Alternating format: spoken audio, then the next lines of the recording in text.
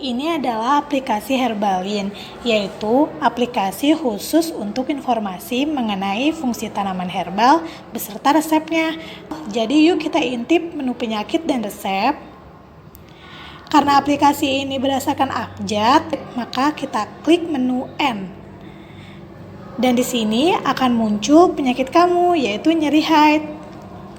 Dan di sini kamu bakal melihat ramuan herbal yang akan kamu minum untuk menghilangkan nyeri haid.